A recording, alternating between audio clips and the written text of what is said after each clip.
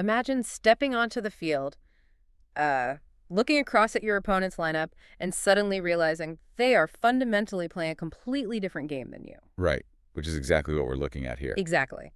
Because on Wednesday, April 22nd, 2026, the GWS Giants are going to walk into Giant Stadium with a 13-point primary structural advantage over Richmond. Yeah, in the context of AFT Dice Season 12, that isn't just a tough matchup. Mathematically, it's just a chasm. It's massive. And so, welcome to the deep dive, everyone. Today, we are opening up the raw, unvarnished fixture data for round 14. And if you've been following the season, you're probably already familiar with, the four-digit stat lines driving these teams. Right. But instead of just reading a list of standings, the mission today is to reverse engineer the math behind those numbers. We want to decode what a four-number stat line like 18-3-10-0 actually means. Because it tells us so much about the underlying architecture of the league right now. Yeah. It's kind of like looking at the code in the Matrix, you know? At first, you're just staring at this wall of random numbers. Just green lines falling down the screen. Exactly. But once you know how to look at it, you stop seeing numbers Yeah. and you start seeing the heavyweights, the underdogs, the hidden anomalies. And it really is the perfect time of the season to do this. I mean, by round 14, the sample size is large enough that we aren't just looking at early season variance. Right. The data has settled. Exactly. Those four digits representing wins, losses, momentum nodes, and those incredibly rare critical clutch modifiers they've stabilized. So they're telling us exactly how these teams are executing their strategies under the AFT Dice mechanics. Yes. And my goal today is to really synthesize these correlations for you. We need to look at how that first digit, the primary win column, interacts with the third column, the momentum nodes. And then I assume we map how those mathematical realities shift when they hit the different venues. Precisely. The specific venue modifiers across the league change everything. Okay, well, let's start right at the topic of distribution then, because honestly, you can't talk about round 14 without looking at the statistical heavyweights. The absolute titans of the data sheet. Yeah, we have four teams demonstrating just massive primary numbers. Let's look at St. Kilda. They're bringing an 18-3-10-0 into Marvel Stadium against Collingwood. 18 in that first slot is just incredible. Right. It's the highest on the entire board. And then you've got the Geelong Cats sitting on a 17-4-9-0 for their clash with Melbourne. Also a massive profile. And it doesn't stop there. The Western Bulldogs have a 16-4-9-0 heading into Metricon Stadium against the Gold Coast Suns, and Fremantle boasts a 15-5-8-0 against Carlton at Optus Stadium. So on the surface, the narrative there is pretty obvious, right? These teams just win a lot of dice rolls. Yeah, but okay, let's unpack this a bit. Look closer at how the first and third columns are interacting. St. Kilda has 18 wins and a 10 in that third slot for momentum nodes. Geelong has 17 wins and 9 nodes. The Bulldogs, 16 wins and 9 nodes. So are we seeing a strict pattern here? Do teams with a massive first number naturally possess a high third number? Yes. That correlation is really the defining signature of a true heavyweight in this system. How so? Well, in AFT Dice, you don't accrue momentum nodes simply by winning. You accrue them by winning with consecutive high-margin dice differentials. Oh, wow. So it's about how you win, not just that you win. Exactly. The game engine is designed to reward sustained offensive pressure. So when we see a team pushing into the high teens in the win column, like St. Kilda's 18, the fact that they're carrying 10 momentum nodes tells us they aren't just scraping by in the final resolution phase. They're dominating the early rolls. Yes, they're banking those advantage nodes early and carrying them forward. The first and third numbers scale together because the engine basically requires a high momentum reserve to continuously buffer against the natural variance of the dice over a long season. Okay, wait. But that logic implies a strictly linear relationship, and the data doesn't entirely support that, right? What do you mean? Well, look at Fremantle. They're sitting at 15 wins, which is huge, but they only have an 8 in that third slot. Ah, right. If they're a top-tier team and the scaling is as rigid as you say, why is their momentum reserve lagging behind the Bulldogs? The Bulldogs only have one more win, a 16, but they carry a 9 in the third slot. What's causing that statistical drag for Fremantle? That is a really crucial distinction, actually. It comes down to how different teams are forced to spend their resources during a match. The scaling isn't a guaranteed linear progression. It's not. No, it's a reflection of efficiency.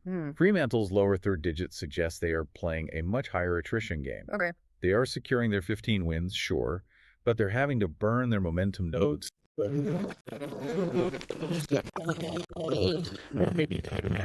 they're winning, but the mechanical cost of those wins is way higher for them. Exactly. Contrast that with Geelong or St Kilda. They're operating so efficiently that they actually generate a surplus of momentum. Got it.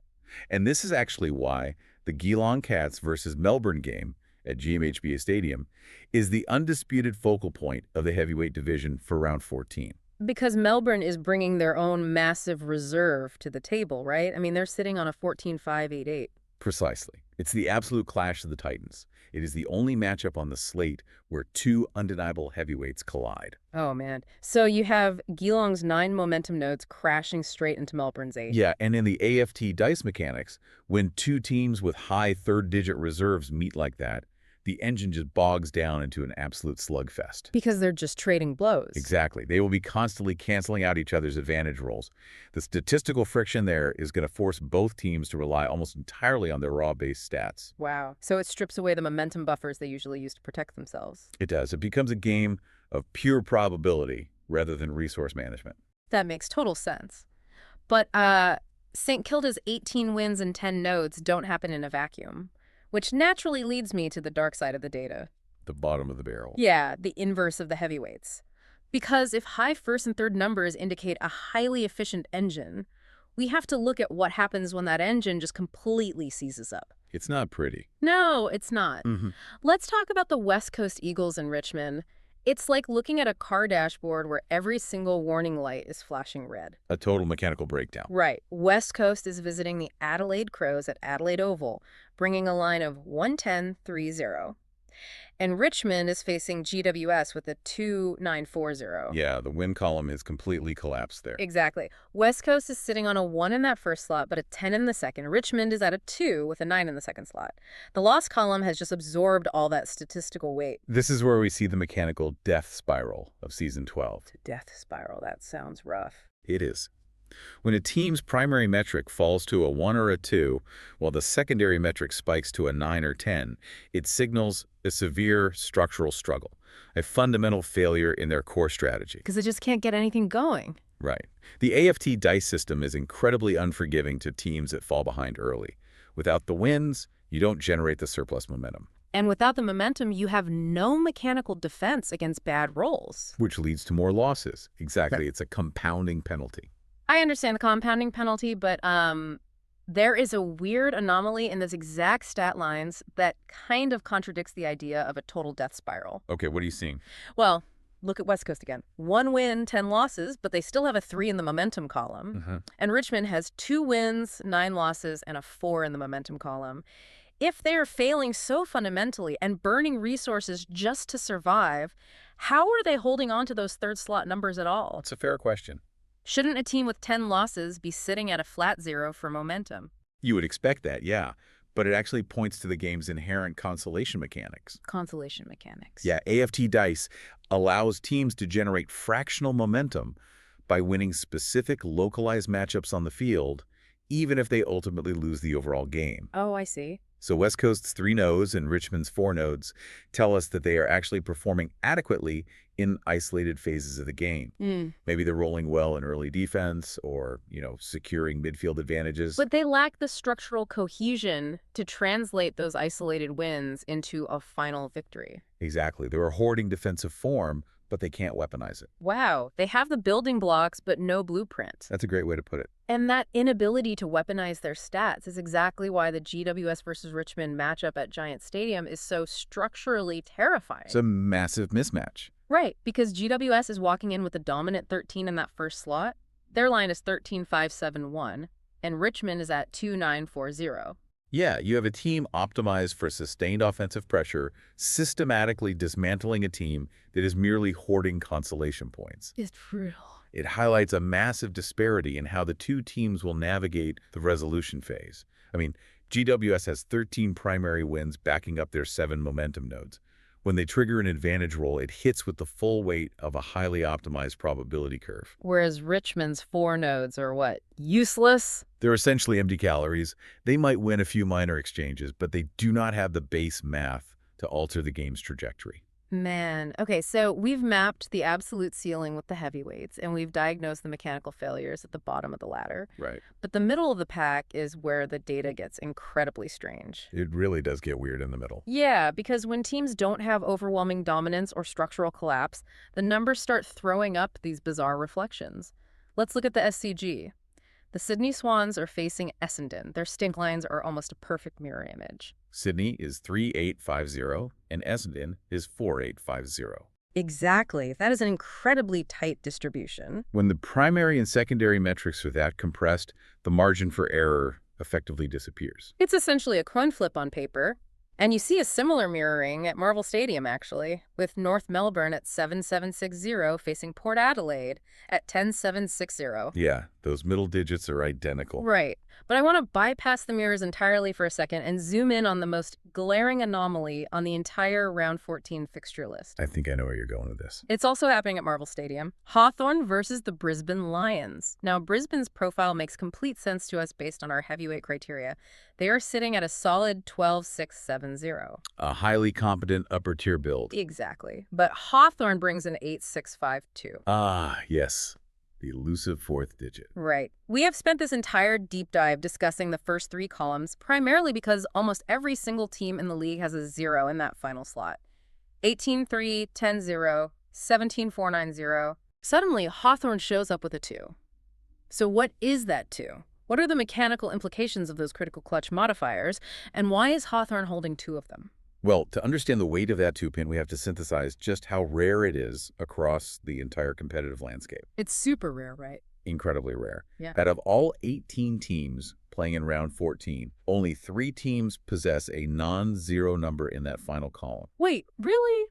Only 3? Only 3. Hawthorn has their 2, Collingwood has a 1, making their line 5.751, and the GWS Giants have a 1, sitting at 13.571. Everyone else is carrying a 0. Wow. Yeah. In the AFT Dice engine, the 4th column represents an extreme statistical outlier. These tokens are only earned when a team survives a sudden death resolution phase by rolling consecutive critical successes against the odds. So it's essentially a mathematical proof that they can perform under maximum variance. Exactly. It's like bringing a weighted 20-sided die into a standard 6-sided die game.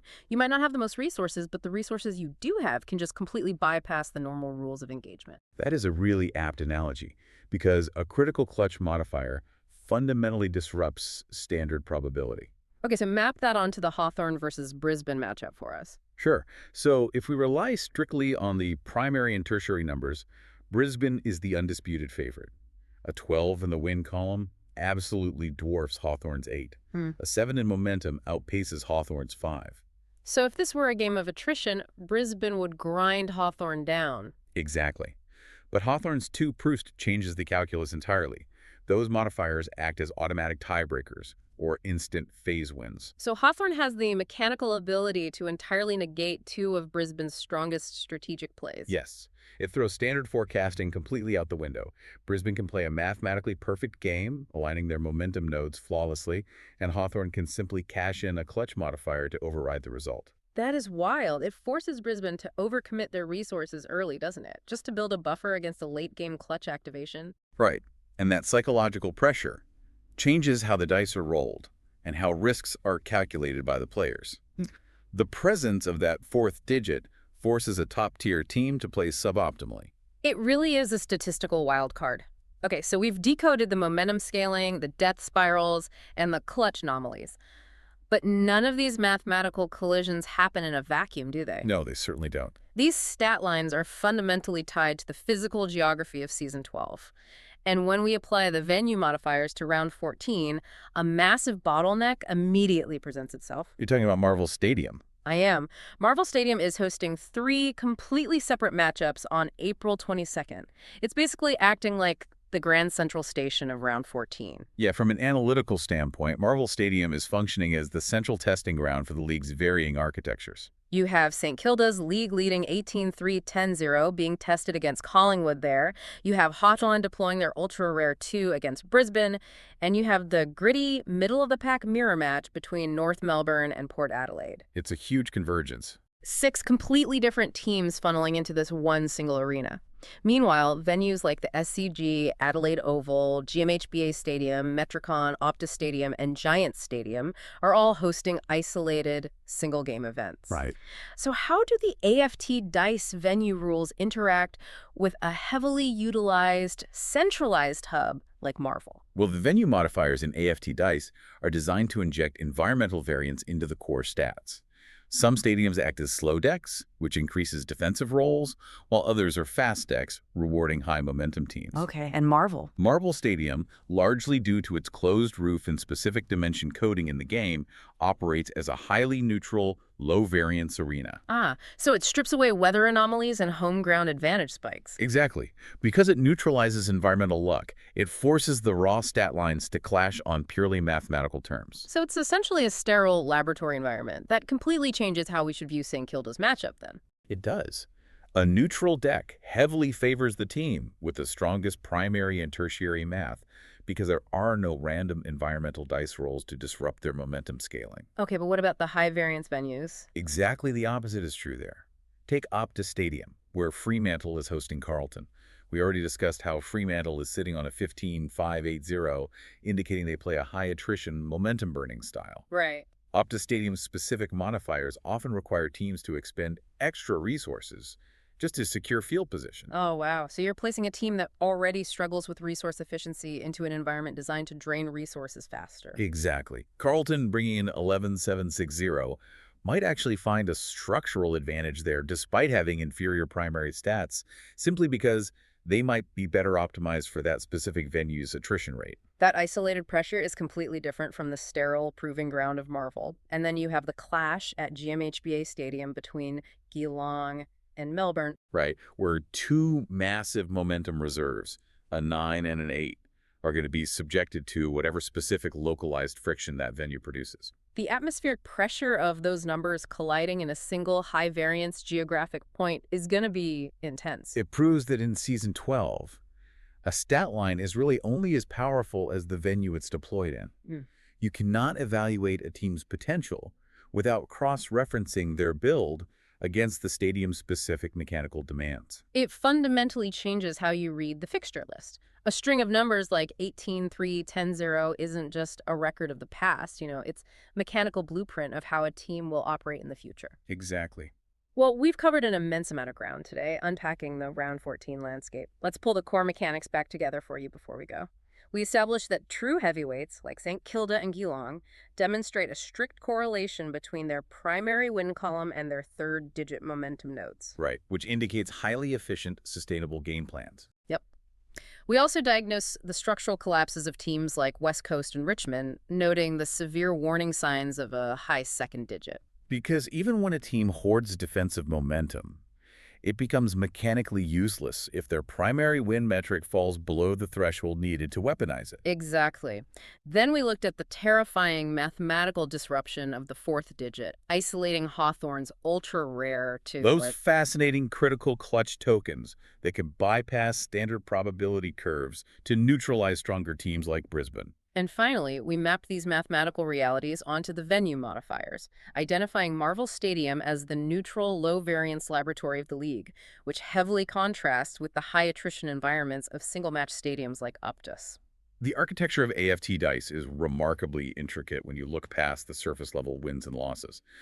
But for all our synthesis of the game's mechanics today, I want to leave you with a final analytical challenge to consider. Oh, what's that? Well, we looked closely at the Sydney Swans versus Essendon matchup at the SCG earlier, the 3-8-5-0 clashing with the 4-8-5-0. We called it a mirror match. Right, we said the margin for error effectively disappears because the performance metrics are almost entirely identical. Exactly. But here is the variable the four numbers cannot account for: mechanical fatigue. Okay. When two mathematically identical teams engage in a prolonged resolution phase, the AFT dice system relies entirely on the players rolling the dice. Does the historic high-variance nature of the SCG modifier force a psychological pressure that the stats simply don't track? Oh, wow. When you look at a matchup where the stats perfectly cancel each other out, does the venue become the sole deciding factor? Or does the game ultimately hinge on an invisible metric, the mental endurance of the players themselves, a ghost in the machine that no stat line will ever show us? I love that question. It brings us right back to the limits of the data. I mean, we can reverse engineer the math, we can map the probability curves, and we can account for the venue modifiers. But at the end of the day, someone still has to roll the dice. Exactly. And the human element interacting with that perfect mathematical system is where the real game is played. So, to you listening, keep your eyes on how those heavyweights manage their momentum, watch out for the disruption of those clutch tokens, and see how the math holds up when the dice actually hit the table for round 14. Thank you so much for joining us for this deep dive into the underlying architecture of League. We will see you next time.